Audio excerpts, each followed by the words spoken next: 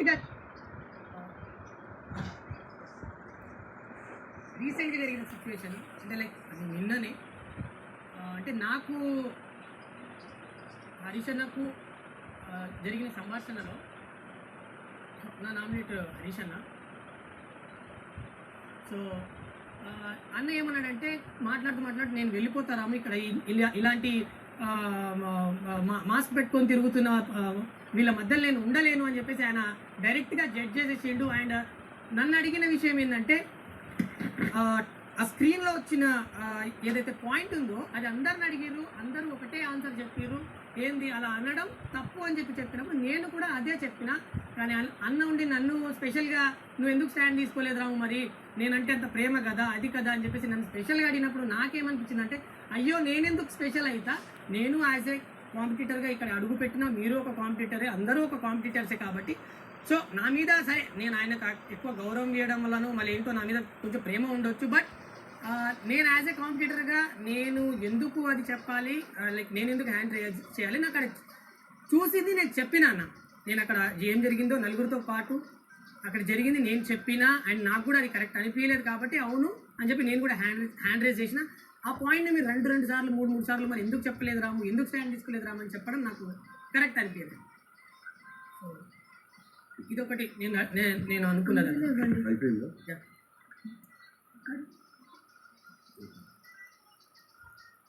First point చెప్తా, నేలలో దిగిన వాడికే ఛాలెంజ్లో లోకేట్ తెలుసు. ఓకే, మీకన్నా నేను చాలా పెద్ద కౌన్సిలింగ్స్ చేశాను, మోటివేషన్ స్పీకర్గా ఉన్నాను, లైఫ్లో చాలా మంది ఇన్స్పైర్ చేశాను. ఓకే, ఏజ్లో కూడా చాలా పెద్దవాళ్ళు మీ అందరికన్నా వాడికి ఆబ్వియస్గా ఒకరు ఇద్దరు వదిలేసేస్తారు. ఇలా జరిగిన దాంట్లో రెండు విషయాలు. ఫస్ట్ విషయం, good uncle not acceptable. Okay, మీకు బాడీ షేపింగ్ విషయం మీకు యాక్సెప్ట్ అవుతుంది, ఫన్ అండ్ హ్యూమర్ విషయంలో లేకపోతే మనకున్న ర్యాప్ రిలేషన్ మీద అది తప్పలేదని చేతులు ఎత్తేస్తారు, ఫైన్, మీ అందరికి ఓకే.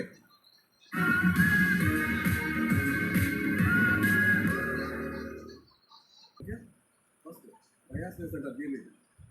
రెండు దాన్ని చూపించింది ఏంటో చెప్తా క్లియర్, మనకి అందరికి అర్థం అవ్వాలి కాబట్టి, మొత్తం ప్రపంచానికి అర్థం అవ్వాలి కాబట్టి చెప్తాను. నేను చాలా మంది భాష అర్థం కాదు కాబట్టి నా భావం ఏంటో మళ్ళీ క్లియర్గా చెప్తాను వివరంగా.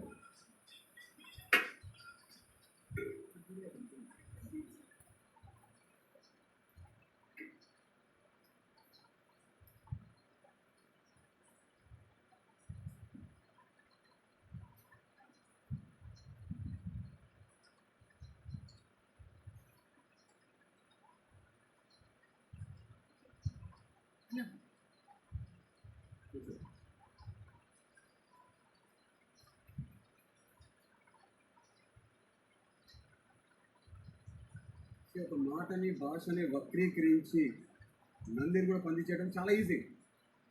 ఓకే, ఇక్కడ అందరితో ఎంత రెస్పెక్ట్ఫుల్ ఉంటానో తెలుసు. నాకు ఇష్యూస్ ఉన్న వాళ్ళతో అది ఆడ మగ మేల ఫీమేల్ సంబంధం లేకుండా ఎవరినైనా సరే ప్రశ్నించా, ఎదురు నిలబడ్డా. ఓకే, టాస్క్ జరుగుతుంది, కెప్టెన్సీ టాస్క్ కూడా హీటెడ్ ఆర్గ్యుమెంట్ నడుస్తున్నాయి కదా. మనీష్కి మన ఇమాన్యుల్ బ్రదర్కి హీటెడ్ ఆర్గ్యుమెంట్ జరిగింది. తన స్టాండ్తో తీసుకున్నారు, ఫైట్ చేస్తారు, అయిపోయింది. సంచాలకులు నిర్ణయం ఫైనల్ అన్నారు, అయిపోయింది. మీరు అబ్జర్వ్ చేశారా, నేను చాలా ఫన్గా ఉన్నాను అప్పుడు. ఓకే, నా విషయంకి వచ్చేప్పుడు నీకు కళ్యాణ్ దాని విషయంలో నీకు పొరపాటుగా డిఫెండ్ చేసుకోవాలి, ఆర్గ్యూ చేయాలి. సంచాలకుడు నిర్ణయం ఫైనల్ కాబట్టి ల్యాక్ చేయకూడదు, కళ్యాణ్ తీసుకోమన్నా. బట్ కళ్యాణ్ తన కోసం తన స్టాండ్ తీసుకున్నారు, ఉన్నంతసేపు ఉన్నారు, తర్వాత అయిపోయింది. ఓకే, ఇప్పుడు ఆ ప్రాసెస్లో మీ సెలబ్రిటీస్ అందరూ కూడా లెగిసి ఒంటికాల మీద అరిచేస్తున్నారు సంచాలకుల మీద. ఓకే, ఆ ప్రాసెస్లో మన ఇమాన్యుల్ బ్రదర్ ఒక స్టేట్మెంట్ పాస్ చేశారు.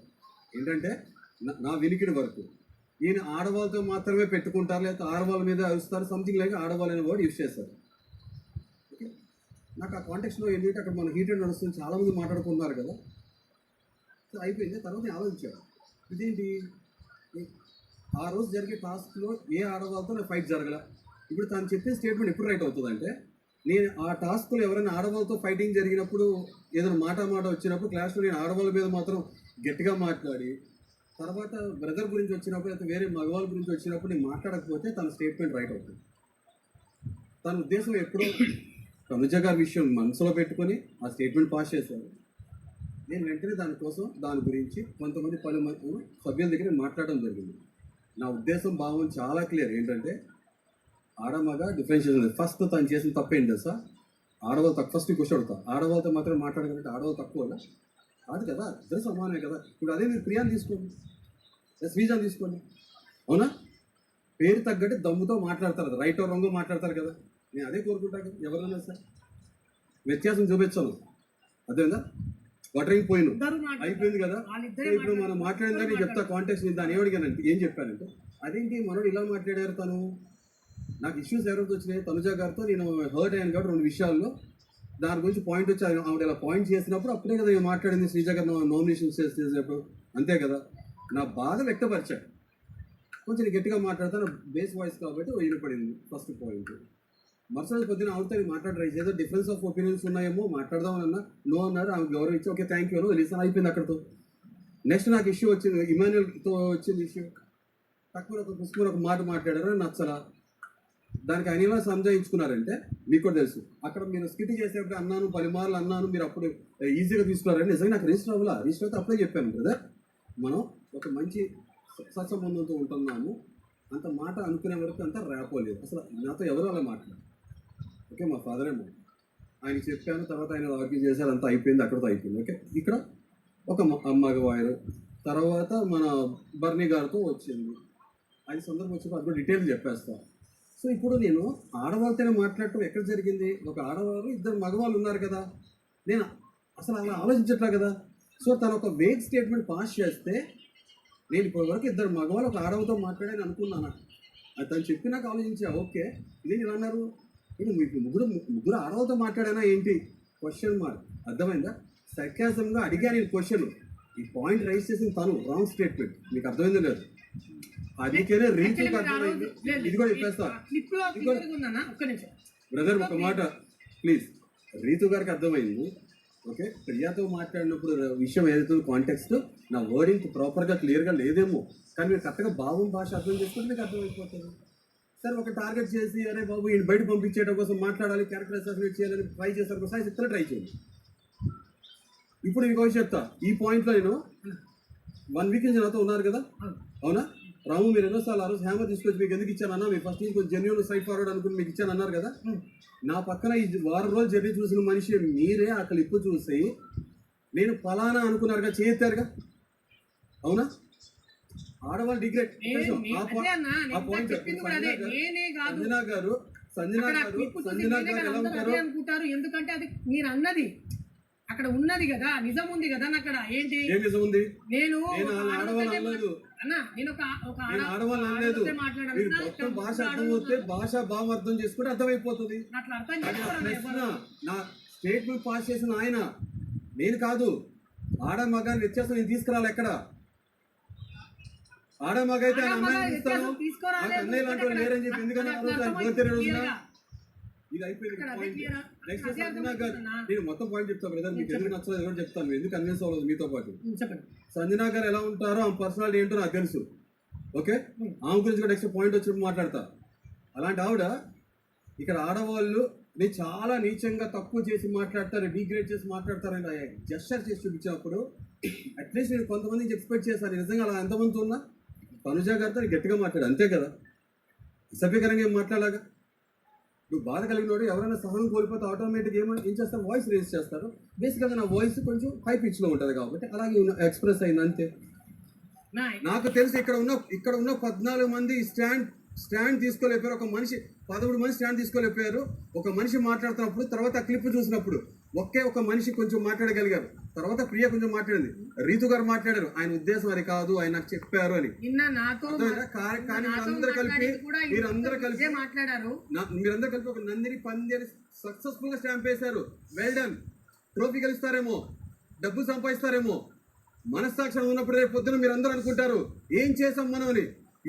ఇది సొసైటీ, ఇలాంటి సొసైటీలో ఇలాంటి స్టాండ్ తీసుకుంటున్నారు మీరు. మోసం, అన్యాయం, అధర్మంగా ప్రవర్తిస్తున్నారు. మీరు అలాగే చేయాలనుకుంటే రాము ఇది అన్యాయం. రాము లైఫ్ చాలా చాలా చిన్నది, తిరిగి గుండ్రంగా తిరిగి ఆ రోజు మనం తప్పుని చేశారు, నాకు కోర్టు రేస్ చేసిన రోజు నాకు దాదాపు రాము 3-4 సార్లు అడిగారు, నువ్వు ఎందుకు హ్యాండ్ రేస్ చేయలేదు, ఎందుకు హ్యాండ్ రేస్ చేయలేదు, రాము అదే ఎందుకు హ్యాండ్ రేస్ చేసావు అని, ఎందుకు స్టాండ్ తీసుకోలేదని అడిగారు. నాలుగు ధోరణి మాట్లాడద్దు. మీరేంటో స్ట్రైట్ ఫార్వర్డ్ తెలుసు అంటున్నారు. నేను ఒక ఉదాహరణ చెప్పా. రాము బయట ఉన్న సొసైటీకి తెలియదు, ఆ నీకు విషయంలో నాకు కొంచెం తెలీదు, కనిపించింది. బయట ఉన్న సొసైటీ తెలీదు. ఇక్కడ ఉన్న మీరు 14 మందికి నీకు తెలుసు, 15 వాడిని ఎవరి కోసం ఎప్పుడు స్టాండ్ తీసుకున్నా, ఎవరితో ఎలా ఉన్నా అందరికీ తెలుసు. ఇప్పుడు కానీ అది మీరే తప్పు అన్నప్పుడు ఖచ్చితంగా దాన్ని తప్పే అంటాం కదా. నిజమనుకున్నారు, అదే క్లిప్ చూసి నిజమనుకున్నారు. మీరు సక్సెస్ అవుతే అవ్వండి, పోరాడుతుంటే ఆఖరి ఊపిరి ఉండే మాట్లాడుతుందా, లేకపోతే ఇక్కడ మీరంటే ఏందో ప్రూఫ్ చేసుకోవడానికి వచ్చేది, అది నాకు అనవసరం, ఎవరికి కూడా అనవసరం. ఎందుకంటే అందరూ ఇక్కడ ఏదో సాధించాలని చెప్పేసి అన్ని వదులుకొని అన్ని ఆపర్చునిటీలు మీరు ఒక్కరే నిజాయితీ టాపిక్ లేపేది నేను కాదు, ఇమ్మాన్యుల్ బ్రదర్ లేపారు. ఆడ మగ అసలు మాట్లాడలా, ఆయన ఆడవాళ్ళ దగ్గర మాట్లాడాలి, ఆడవాళ్ళు తక్కువ. అది మీ ప్రాబ్లం, కానీ అక్కడ మీరు ఇలాగే మెయింటైన్ చేయండి హిపోక్రసీ సొసైటీలో, ఓకేనా? అది ఆడైనా మగైనా ఇలాగే నన్ను ఒకసారి అడిగినప్పుడు నేను ఆల్రెడీ ఆన్సర్ ఇచ్చాను, అయినా కానీ మీరు పదే దాన్ని అడిగారు. మీరు ఎందుకు స్టాండ్ తీసుకోలేదు? మరి ఇది పర్సనాలిటీ మీరు స్టాండ్ తీసుకోరు అంతే, మీ పర్సనాలిటీ మీరు స్టాండ్ తీసుకోరు అంతే. లేదండి, అది అబ్సల్యూట్ రాంగ్. అయిపోయిందా? రాస్తారా? అయిపోయిందా? 3-4 సార్లు అడిగినప్పుడు కూడా నేను ఒకటే ఆన్సర్ చెప్పిన, అన్న ఇది పరిస్థితి అని. అయినా మీరు 4-5 సార్లు అన్నారు. అందరికీ ఇదే మాట అనుకుంటూ వస్తున్నప్పుడు నాకు అనిపించింది కరెక్ట్ కాదని. కరెక్ట్ గురించి మనమే మాట్లాడుతున్నాం. ఓకేనా? ఓకేనా?